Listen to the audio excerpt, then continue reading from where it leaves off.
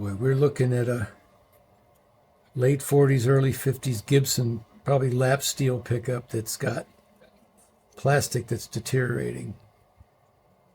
Because you could see all this rust. We know that the whole inside of this coil is going to be just pure green copper corrosion. There's some more of it. There's some showing right there. One curious thing about the bad plastics is the red and blacks and browns seem to be okay. It's yellow and clear that did this. So since tortoiseshell is a mixture of all these colors, it's wherever yellow and clear was that's going bad. And this illustrates it really well. Yeah, it off-gasses some pretty toxic stuff. And that's why these magnets are rusted. This is corroded, even the nickel silver, which is really hard to corrode nickel silver. Magnets are rusted. So we will not be able to repair this. It's we'll like go a ahead and nitrocellulose kind of. This is nitrocellulose. And in the late 40s, early 50s, it was such a new plastic, they just didn't know that it was going to start off-gassing after 25 or 30 years and, just eat up any metal nearby. Okay, we're going to document this. Gosh, look at those magnets. So these are north to center.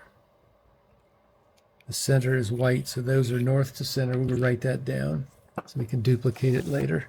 This is the gnarliest one we've done so far. Yeah, that's so true. Now I can take those off. We're going to put this. I'm going to go ahead and clean this up. This is just get whatever rust will come off and steel wool filings. Later I'll wire wheel this to clean it up even better.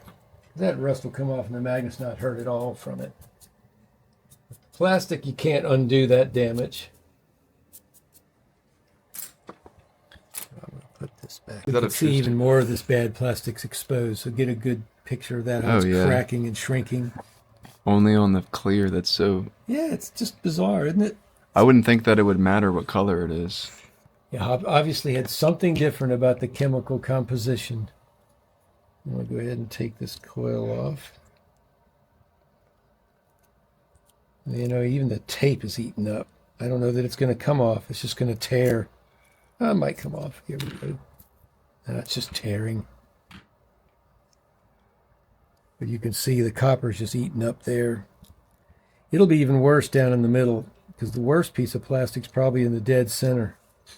Is the P90 like the first kind of consumer electric guitar pickup mass-produced one? Charlie Christian really was the first, but the first electric pickup was the Rickenbacker Horseshoe on the 1932 fry pan lap steel. That's the first magnetic pickup on a guitar. Ever rewind one of those? Or yeah, quite a few. Really? They usually hold up pretty good because they use Bakelite. Their plastic doesn't go bad like this. This was just unlucky choice. No one knew it was going to do this. Because they put binding on guitars that did this. They put pick guards on guitars that did this. The paint. The paint seems to even hold up better than this. Yeah. It's just when they made plastic out of it. Yeah, there's no way to save this tape. It's coming off in chunks. But we can see that this was plain enamel. See the dark purple color of the wire? Yeah. So we'll write that down too. I just want to clean the coil off so we can see the condition of all the plastic. Because this was put together in three pieces. A bottom, a top, and there's a center that goes around here that holds those pole pieces in place. The center is probably clear plastic, and it's worse than even these top and bottoms.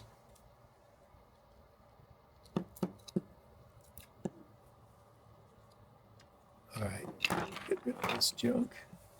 Do you know when they switched from the Nitro P90s to, or how long were they using that plastic for? In 1953, at least for real P90s, they got an injection mold. And so that's not this, it wasn't made like this with nitrocellulose plastic. Okay, I'm going to go ahead and get a chisel and start taking this old coil off.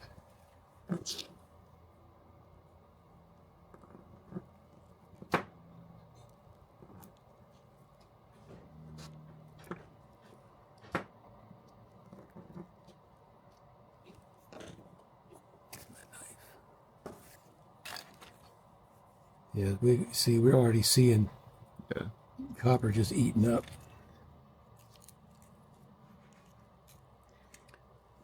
When we get pickups like this, we send this off to Tony at Pick Guardian, who is willing to copy this whole bobbin with modern acrylic that looks like this, but won't degrade.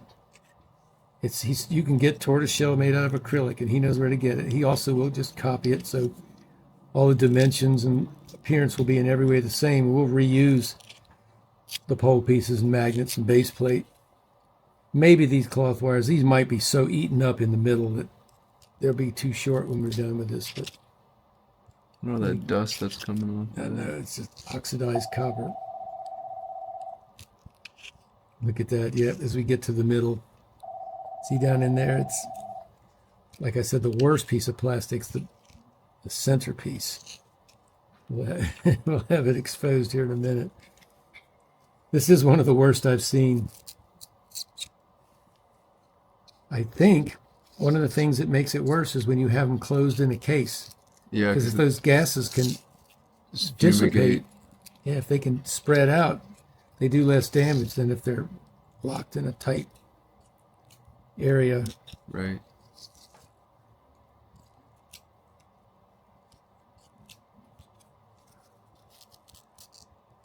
I'm going to have to use a chisel on this again. I didn't go all the way through it.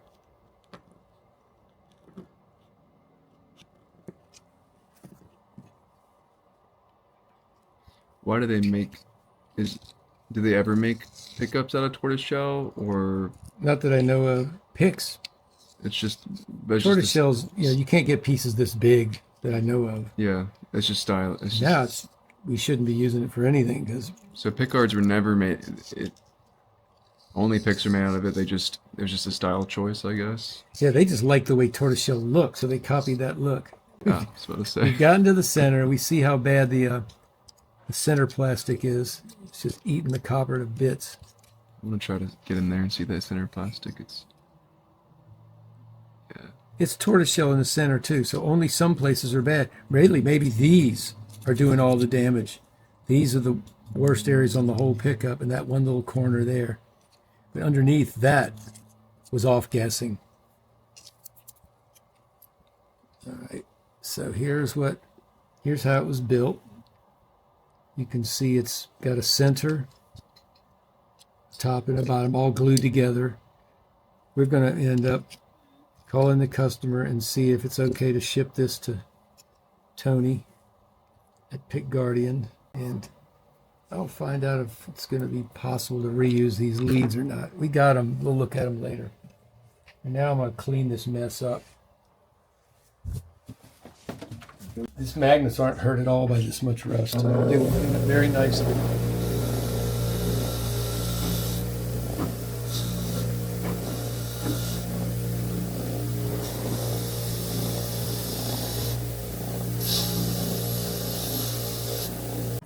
Show the casting marks on these.